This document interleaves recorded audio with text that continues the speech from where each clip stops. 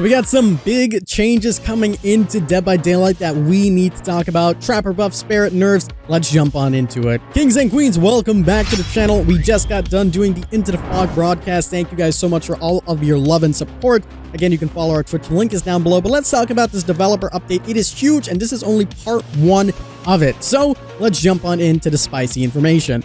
The first thing we have on the list are killer updates. The first killer that received an update was the Trapper. So here are the things that you need to know. Trapper is no longer going to spawn each trial with 4 to 6 traps at random. Instead, there will always be 6 traps, not including the traps you are carrying when you load in.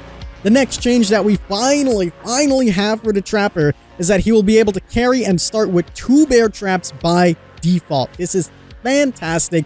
We've been asking for this for such a long time. As a Trapper main, I've been waiting so long for something like this, and I'm finally happy it's here. They also gave us a little bit of a sneak peek of some of the add-on changes. They talked about removing downside and increasing their effects since they changed the Trapper. The 2 add-ons that we see now are Tension Spring and Trapper Sack. The Tension Spring makes it so that a bear trap resets 2 seconds after a survivor escapes from it, so you don't have to walk around resetting your trap. And the next one is the Trapper Sack. All bear traps are carried at the beginning of the trial instead of spawning on the map.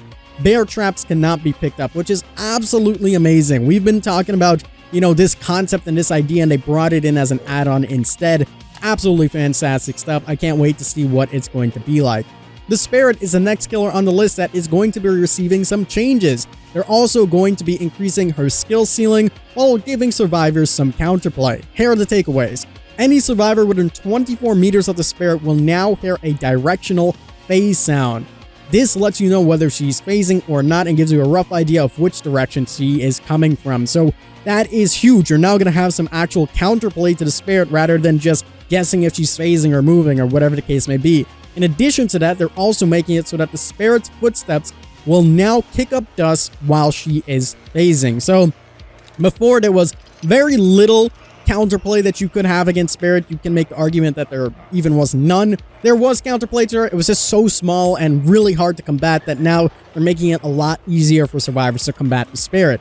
In addition to that, they are going to also add some more skill into playing as and against the Spirit. They showed us 2 of the add-ons. So the first one that we have here is during Yamaoka's hunting, use the active ability button to return to the husk and end the hunting, which is amazing. So now you can either commit to your husk chase, or if, let's say, a survivor runs back into you, go straight back to your husk, which is a fantastic add-on. I absolutely love that. Very similar to the NERFS add-on that lets you blink back to the original location.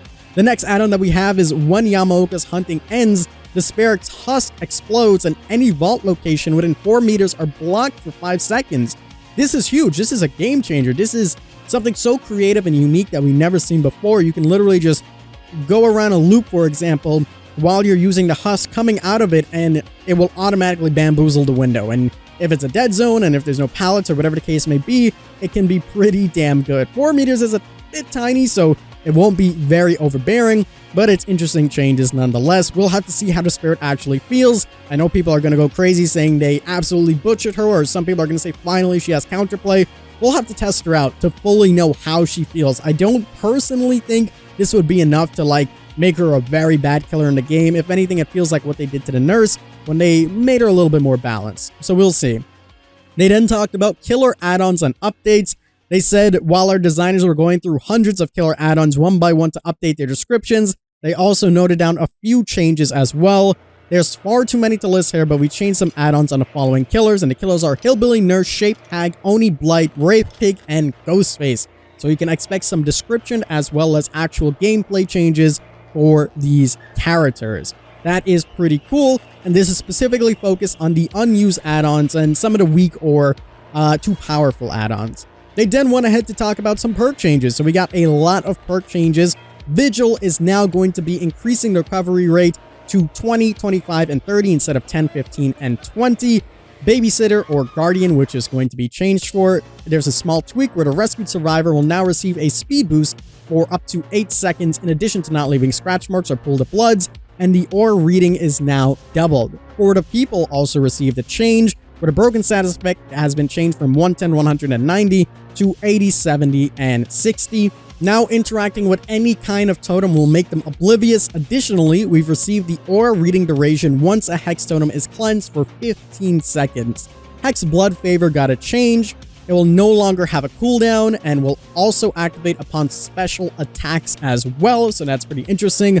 Third Seal also got the similar treatment. Special attacks will now work, so if you hit someone with your chainsaw or your blades, whatever the case may be, they will suffer from this. Thrill of the Hunt is the final hex perk that got changed, and they said with boon totems making their way into the game, more on this soon, so we might find that out in part 2. We've decided to give Thrill of the Hunt some love by extending the speed penalty from cleansing to blessing as well. So now we know that the blessing totems are going to be coming on out, which is confirming boon totems, and we're probably going to see more on Monday as they suggested. So that is pretty awesome. They then spoke about an item and character Killswitch, which is you can enter the Killswitch, which is nicer than it sounds as I put it. The Killswitch allows us to disable anything that's causing an issue without needing an update. When something breaks or becomes exploitable, we can switch it off until it's fixed. This is more for the devs, but it basically means they'll be way more snappy when it comes down to actually fixing some of these broken things. And that, my friends, is the developer update part 1 wrapped up. We can expect all of this stuff to be coming out next Tuesday. It's not confirmed, but it's more than likely that that is when we're going to see everything,